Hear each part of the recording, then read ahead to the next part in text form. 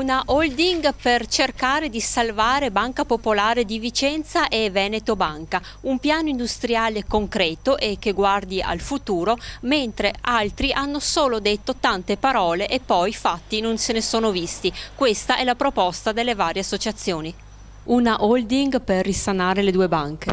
Sì, questa è la nostra proposta concreta, vera, che può rilanciare la banca in maniera abbastanza veloce, in maniera abbastanza rapida e dandogli credibilità, con una partecipazione statale e dei piccoli soci all'interno per controllare come funziona e come gestisce la banca e tutti i titoli che avrà all'interno. Nessuno ha proposto una soluzione concreta per salvare le banche. Beh, ad oggi a parole tutti parlano di soluzioni concrete, però nella verità vediamo che continuiamo a vivere di emergenze, quindi in verità i fatti parlano. E i fatti sono che la banca oggi è in crisi come era in crisi 2 anni fa, quando doveva essere salvata da una SpA che ci ha portato dove siamo oggi, quindi la storia giudica, non noi. Quindi cosa volete dire ai risparmiatori? Che noi siamo qui, che lotteremo fino alla fine per avere indietro i nostri soldi, che non lottiamo criticando e basta, che siamo anche propositivi. Tutto sta nel chi ci vuole ascoltare, noi siamo concreti, stiamo approfondendo la situazione e non molleremo, non crediamo a quello che raccontano, noi andiamo a vedere i fatti. Siete sempre a fianco dei risparmiatori e cercate una soluzione per aiutarli?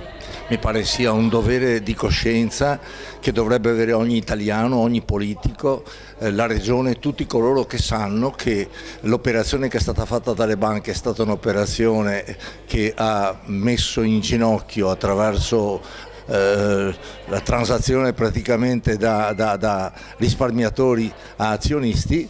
Quando la banca è andata giù e devono rispondere loro, c'è qualcun altro che deve rispondere e quindi bisogna che tutti i responsabili si rendano conto che bisogna fare in maniera che questa povera gente che è stata derubata non di soldi ma di vita, di una vita in cui hanno lavorato per togliere questi soldi, bisogna ridarglieli indietro. Una holding che avete chiamato la nuova IRI per salvare le banche o provare di salvare le banche. Sì, praticamente una holding a partecipazione pubblica e privata, essenzialmente pubblica inizialmente con partecipazione dello Stato e degli enti privati, che si prenda in carico da un lato la ricapitalizzazione, dall'altro gli NPL acquisendoli a valore netto e in terzo luogo faccia fronte a quelle che sono le necessità di rimborso degli azionisti che sono stati danneggiati. Lo proponete voi questa soluzione perché ne sono state proposte delle altre ma nulla di concreto? Perché il problema è che nessuno ha ancora fatto un piano strategico industriale serio sulla banca che guardi i prossimi 5-10 anni. Nessuno può pretendere di salvare la banca senza una prospettiva di crescita e di sviluppo della stessa. Per ora si sono fatti dei piani immaginari, superficiali, che non hanno portato da nessuna parte. Nessuno metterà mai un centesimo nella banca finché non ci sarà un piano industriale serio.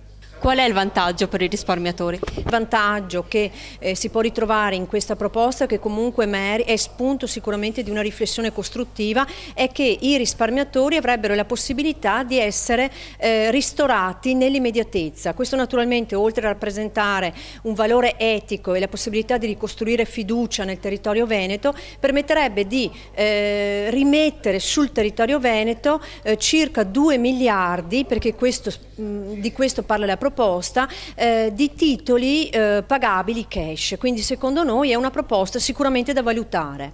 Cercate di proporre una soluzione concreta, un piano industriale che guarda al futuro. È l'unico che abbiamo visto sino ad ora e qui ci sono tante parti che sono concorrenti e sembrano antagoniste. In effetti le parti hanno un unico obiettivo, non perdere tantissimo. Come risparmiatori noi siamo anche nella prospettiva di affrontare delle perdite, ma non debbono essere delle perdite totali come in questo momento. Ciò che più ha penalizzato i 24 mesi di crisi è stata la mancanza di dialogo fra le parti coinvolte.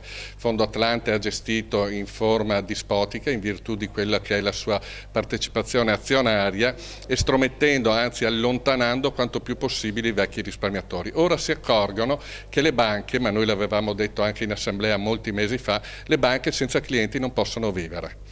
I clienti siamo noi possiamo ritornare all'interno delle banche con la nostra attività, con i nostri risparmi, questo rimetterebbe in moto l'economia di quelle banche, potrebbe anche rimettere in moto l'economia del Veneto attraverso questa moneta complementare di cui noi facciamo la proposta.